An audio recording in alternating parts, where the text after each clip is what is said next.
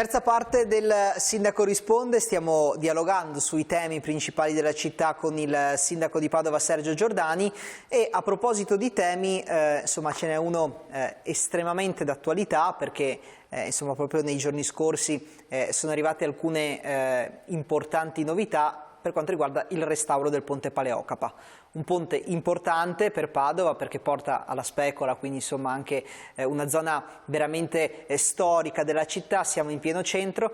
Andiamo a vedere il servizio in cui riepiloghiamo cosa succederà al ponte Paleocapa e soprattutto i padovani cosa si dovranno attendere da qui ai prossimi anni. Vediamo.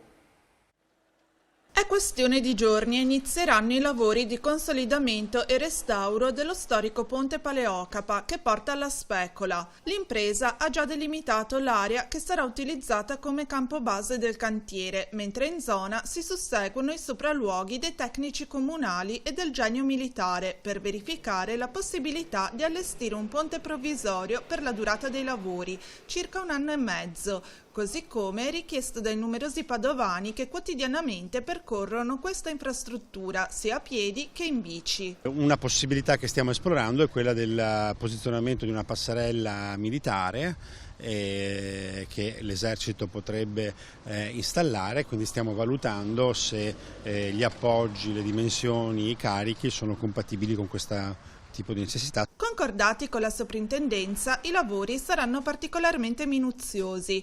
Il manufatto in ferro, datato 1879, sarà completamente smontato. Il restauro di ogni pezzo avverrà in laboratorio per ricostruire il ponte utilizzando poi gli stessi bulloni, così come richiesto dal Ministero. Un lavoro molto complesso che servirà non solo a ridare una nuova immagine al ponte Paleocapa riportando al suo splendore iniziale, ma riconferendo anche la resistenza e quindi la sicurezza di questo passaggio. Il ponte è in pessime condizioni, sta rischiando, come dire, la chiusura e quindi noi dobbiamo intervenire perché il ponte insomma possa ritornare nelle condizioni ottimali di sicurezza.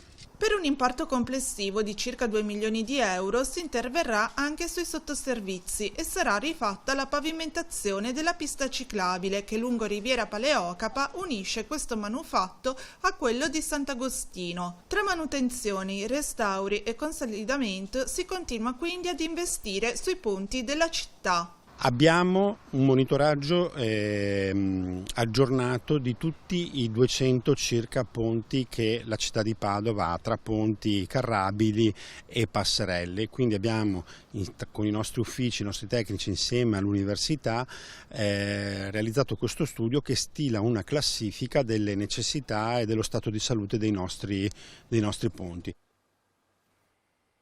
Sindaco, non è un gioco da ragazzi mettere mano a un ponte, perché no. Vediamo il ponte Paleocapa, pensiamo vabbè è un ponte piccolino, insomma per carità carino nel centro della città, però c'è un lavoro dietro che non è da sottovalutare. Prima dobbiamo pensare alla sicurezza, il ponte non è che facciamo i difetti del ponte, però è sicurezza, per cui dopo Ponte Morandi garantisco che tutti quanti stanno attenti a tutto, noi monitoriamo in continuazione come sta e altri privati, enti privati, tutti i ponti, perché il discorso di sicurezza. Chiaramente mettere mano in questa cosa, oltre ad essere molto costoso, quasi come ha detto il vice sindaco, 2 milioni di euro, c'è anche un problema che per 1 anno e mezzo non si può utilizzare perché è stato imposto, ma anche giustamente dalla sovrintendenza, smontarlo, rifarlo con gli stessi concetti, ovviamente in sicurezza, utilizzando le stesse cose.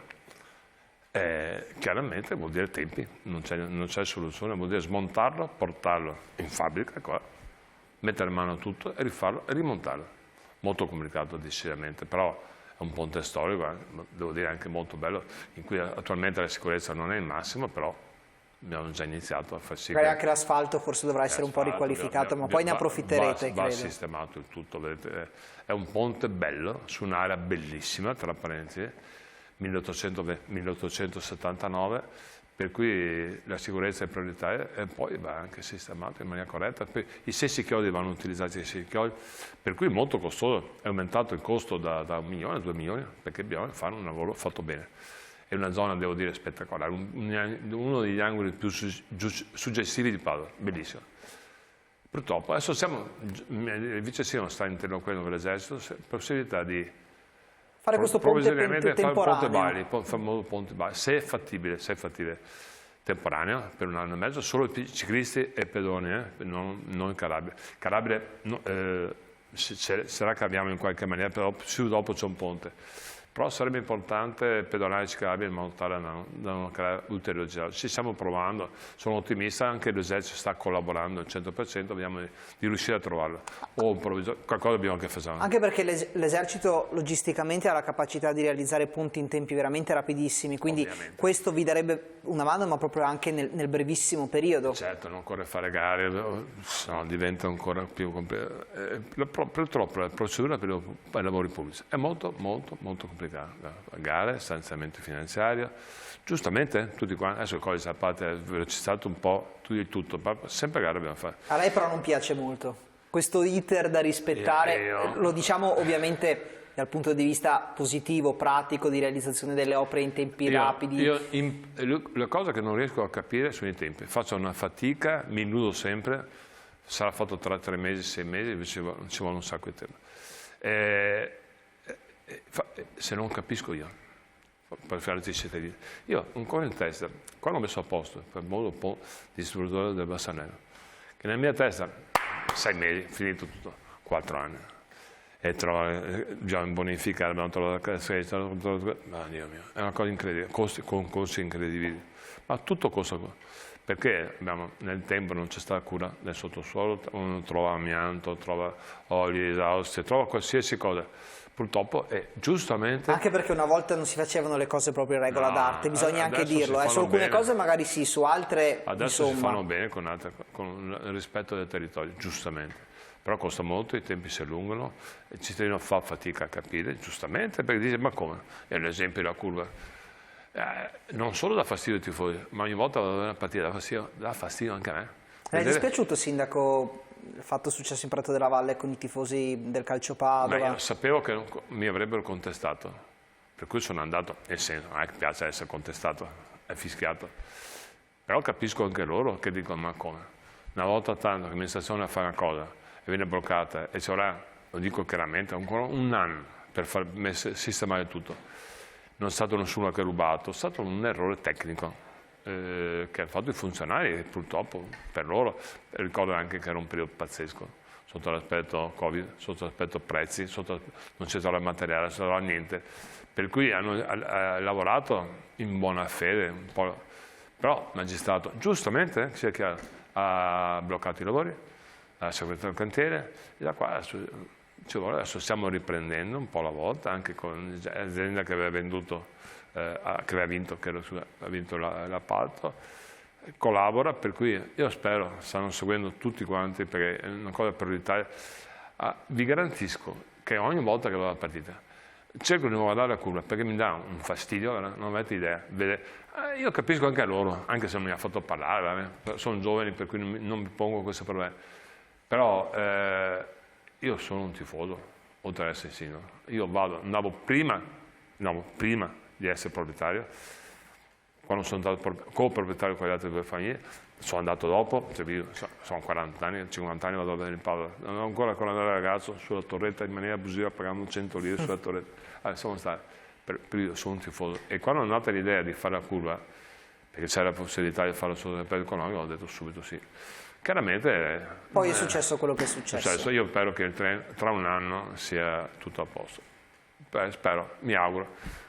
E i tifosi hanno ragione, perché è stata fatta la curva, non per dire quanto bravi siamo, perché sono convinto per l'esperienza passata che era una curva a fattori vicina al campo, dà una mano alla squadra. E io sono per la società e per la squadra.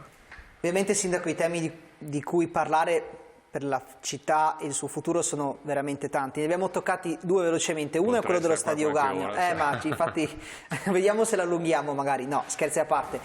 Abbiamo parlato un po' dello stadio, velocemente abbiamo toccato anche il tema ponti. Sono 2 tematiche che nelle prossime puntate approfondiremo ulteriormente perché sono 2 tematiche importanti per il futuro della città. Grazie intanto per essere tornato a trovarci in questo primo appuntamento della nuova stagione. A Padova devi avere pazienza, Padova sarà diversa, no 3, 4 anni, 6, 7 anni, avete una città diversa in cui tutti quanti saremo meglio.